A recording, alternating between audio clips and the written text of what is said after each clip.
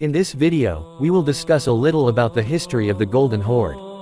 The Golden Horde was the European appanage of the Mongol Empire 1206–1368 CE. Begun in earnest by Batu Khan in 1227 CE, the territory that would eventually become the Golden Horde came to encompass parts of Central Asia, much of Russia, and other parts of Eastern Europe. Later converting to Islam, the Golden Horde would meld aspects of cultures from Europe, Asia, and the Middle East while ruling Russia for over 2 centuries. At its height, Mongol raids from the Golden Horde extended from the Caucasus to Hungary to Constantinople, inspiring fear across the world of the fearsome Mongol horsemen, or, as they knew them, the Tartars. Under the leadership of Genghis Khan, reigned 1206–1227 CE, the Mongol Empire began the greatest military machine of the medieval world. Expanding from Korea to the Caspian Sea under Genghis' reign, his sons and grandsons would bring the Mongol Empire to its heights, creating the largest contiguous land empire the world has ever seen. According to Mongol tradition, Genghis divided his empire into appanages for each of his 4 sons. Genghis' first son, Hochi, received the lands furthest from Mongolia, those around the Ural Mountains and beyond. It was to fall to Hochi's son, Batu Khan, reigned 1227–1255 CE, to consolidate these future conquests and establish what would become known as the Golden Horde. Ogday Khan, reigned 1229–1241 CE, Genghis' son and Batu's uncle, ordered a massive Mongol campaign east across the Ural Mountains to conquer Europe. In 1236 CE, the Mongol horde descended into the Volga River valley. Nothing to stand against Mongol warfare as the Volga Bulgars fell in 1237 CE, followed by the major Russian cities of Vladimir Suzdal, Kiev, and Halych between 1238 and 1240 CE. Only the city of Novgorod, far to the north, escaped the Mongol onslaught. With Russia vanquished, the Mongol horde marched west. A 3-prong attack led by Batu and the famous Mongol general Subotai devastated the Polish and Teutonic Knights at the Battle of Legnica in 1241 CE before the main army crushed the Hungarian army at the Battle of Mohi, aka the Battle of the Sajo River, later that year. Europe lay bare before the seemingly invincible Mongol horde, but the death of Ogday back in Mongolia made the Mongols retreat and allowed Europe to breathe a sigh of relief. These first raids lead the Europeans to dub the Mongols Tartars, both from the name of a Mongol clan, the Tatars, and the fact that they seemingly came from the depths of hell, or Tartarus. The Mongols would never venture as far as the Adriatic again, but the Golden Horde would remain a significant presence in Europe for the next 2 centuries. By playing the role of kingmaker following the death of Gayik Khan in 1248 CE, Batu established the permanence of his family's rule over the Golden Horde portion of the Mongol Empire. Batu set up a capital at Sarai near the Volga and introduced a pattern of tribute from the Russian princes that would become a hallmark of the Golden Horde. In fact, one of the potential origins of the name, Golden Horde, is that the color derived from that of Batu's splendid golden tent. However, the color gold was associated with Genghis' family called the Golden family, and it was associated with the center in the Mongols' color system for cardinal directions, so those could also be potential origins.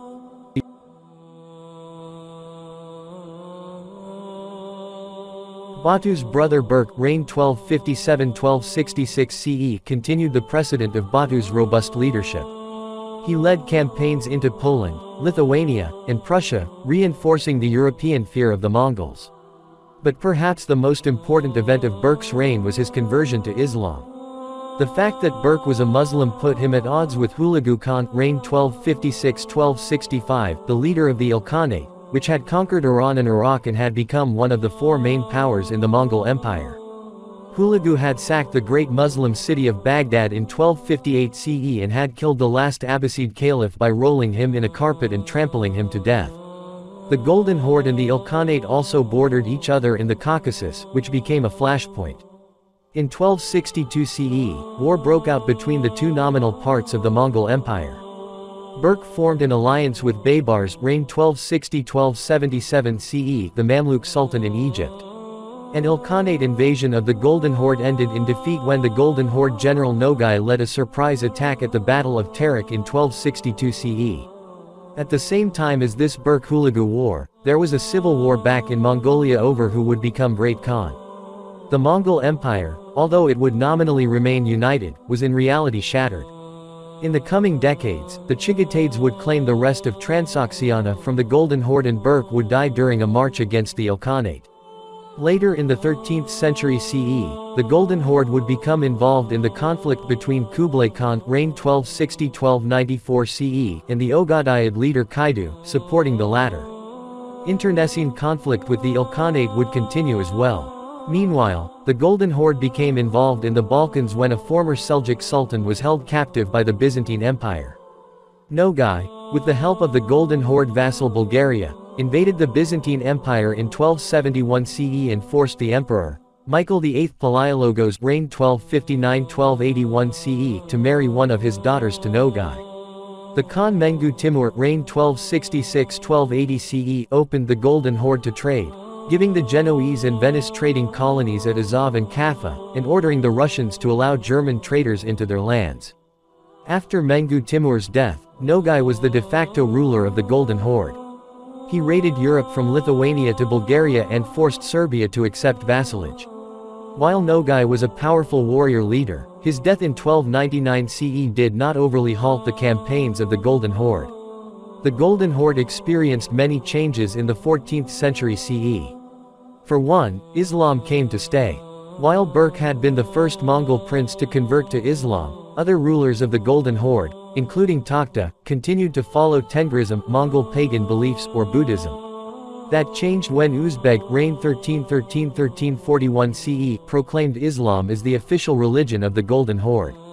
In this vein, Uzbeg continued to strengthen relations with the Mamluks of Egypt, even marrying a Mongol princess to the Egyptian sultan. Instead of active military campaigns, Uzbeg and his successors kept the Russian princes subservient and divided by playing them against each other. Tver was the leading city backed by the Mongols, but when the city's population slaughtered their Mongol residents in 1327 CE, Uzbeg switched his support to the city of Moscow.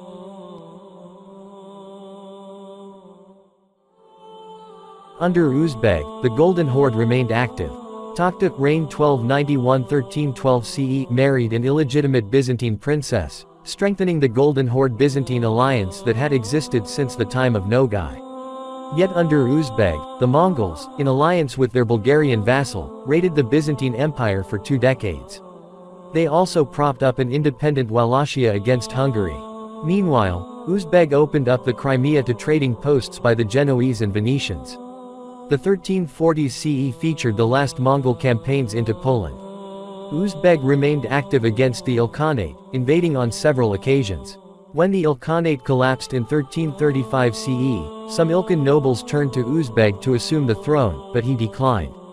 Meanwhile, the Golden Horde capital of Sarai grew as Muslim culture's demand for mosques and bathhouses dictated expanded urban life.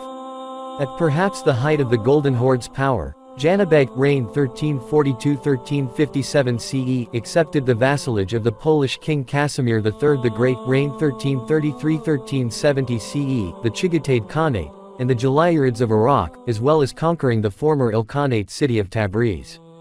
Yet the success of Uzbeg and Janibeg quickly unraveled. The Black Death had taken a serious economic toll on the Golden Horde.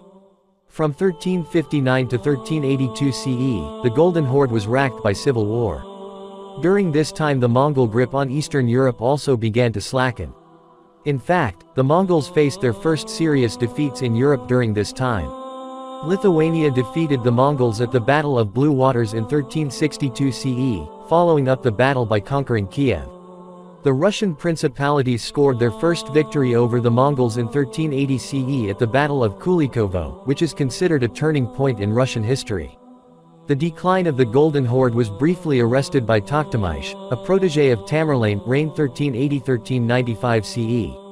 Tokhtamysh besieged Moscow in 1382 CE and, ignoring a promise to not attack the city, slaughtered the inhabitants when the city opened its gates.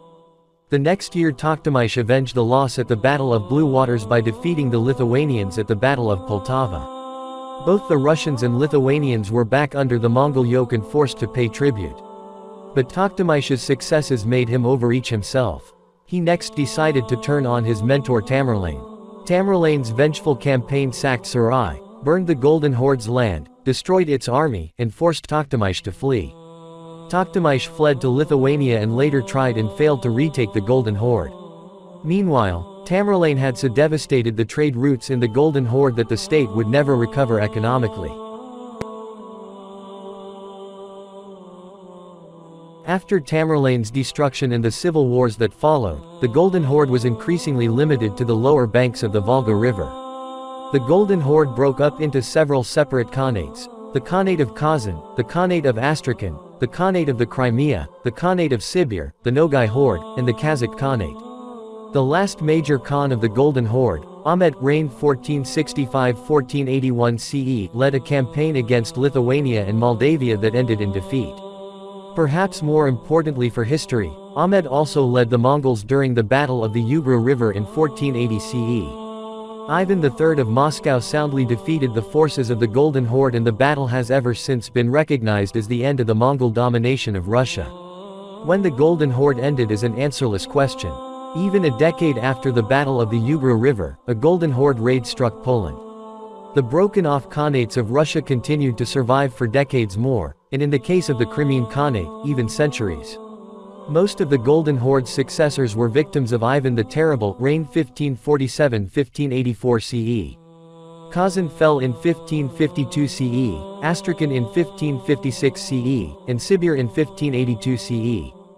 Perhaps the true successor of the Golden Horde was the Crimean Khanate, which sacked Sarai in 1502 CE. Yet the Crimea was a vassal of the Ottoman Empire from 1475 CE onwards. The Crimean Khanate survived until it was annexed by Russia in 1783 CE. Regardless of when the Golden Horde officially ended, its centuries-long existence left an undeniable mark on Russia and on the history of Eastern Europe. At the crossroads of Central Asia, Europe, and the Middle East, the Golden Horde influenced events from Poland and the Byzantine Empire to Egypt and Central Asia. As the Tatars, the Mongols of the Golden Horde played a key role in the story of the Mongol Empire and in that empire's legacy in Europe and popular imagination.